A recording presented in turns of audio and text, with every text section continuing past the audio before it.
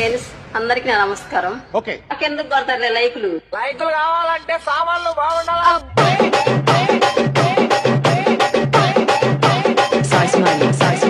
బాగుండాలా? ఎవరు వాళ్ళు? భలే కదా. చెప్పుతో కొట్టాలంటే సామాన్లు బాగుండాలండి.